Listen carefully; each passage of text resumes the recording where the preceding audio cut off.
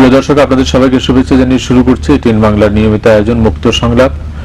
আমরা এখন সমাজের যে সবচেয়ে বড় আলোচিত বিষয় এবং আতঙ্কেরও বিষয় বটে, সোয়াইন ফ্লু H1N1। চিকিৎসকদের ব্যাখ্যা অনুযায়ী এরকম ভাইরাস আক্রান্ত যে বিষয়টি, সেটি নিয়ে দেশে সারা পৃথিবী জুড়ে যে আতঙ্ক ছড়িয়ে পড়েছে সেই বিষয়গুলি নিয়ে কথা বলবো।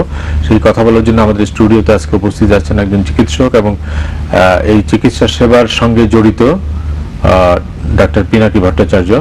তিনি বাংলাদেশের একটি অন্যতম খ্যাতনামা ওষুধ বিপণন এবং প্রস্তুতকারক প্রতিষ্ঠান পপুলার ফার্মাসিউটিক্যালস এর chief operating officer. Doctor Pinaki, আমাদের অনুষ্ঠানে আপনাকে স্বাগত জানাই। আপনি আমাকে প্রথমে একটু বলুন যে সোয়াইন ফ্লু মানে এটা কেন এত আতঙ্কের কারণ? আমরা তো ইনফ্লুয়েঞ্জা, সর্দি জ্বর যে সিমটম গুলির কথা আপনারা বলেন বা আমরা বিভিন্ন পত্রপত্রিকায় দেখছি, তো এই সকম জ্বর, সর্দি, মাথা ব্যথা, শরীর ব্যথা তো আমাদের প্রতি বছরই অসংখ্য লোকের হয়, কিন্তু এবার সোয়াইন ফ্লু নাম নিয়ে যে অসুখটা আসলো, এটা কেন এত বেশি আতঙ্কের কারণ হয়ে দাঁড়ায়? ইনফ্লুয়েঞ্জা আমাদের দেশে, শুধু আমাদের দেশে নয়, সারা বিশ্বেই একটা নির্দিষ্ট সময় পর পর আসে।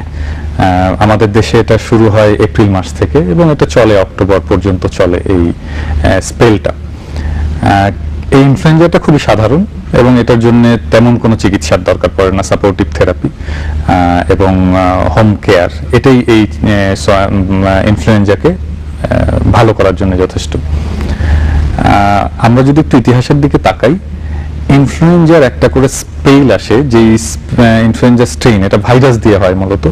সো এই ভাইরাসটার নেচারের উপরে ডিপেন্ড করে যে এই রোগটা কেমন হবে বা এটা ভিরুলেন্স বা এটার ব্যাপকতা কেমন হবে, এটা কতখানি মারাত্মক বা এটা কতখানি ক্ষতিকর, এটা ডিপেন্ড করে ওই ভাইরাসটার ভিরুলেন্সের উপরে।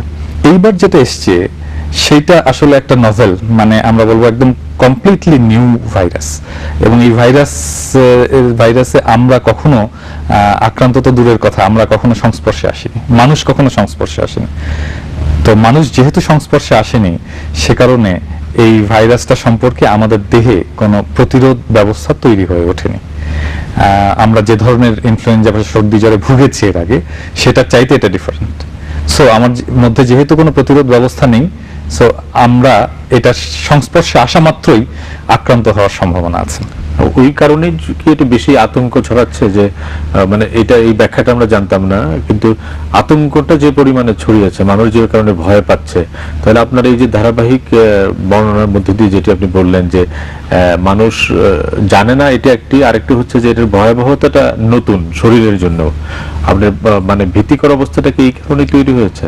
প্রথমত আমরা মনে করেছি যে এটা প্রবাবলি স্প্যানিশ ফ্লু, এইটারই আর একটা ভার্সন যেটা অ্যাটাক করছে। সো সেখানে যখন এত ক্যাজুয়ালিটি ছিল, এত মর্টালিটি ছিল, সো প্রবাবলি সেই ধরনের মর্টালিটি আমরা ফেস করতে যাচ্ছি, এত ব্যাপকতা হতে পারে। এবং স্প্যানিশ ফ্লু এর নামও ছিল H1N1 এবং এটাও যেহেতু H1N1, সো আমরা এটাকে সমার্থক মনে করেছি এবং মনে করেছি যে এরকম ক্যাজুয়ালিটি হয়তো আমাদের হতে পারে।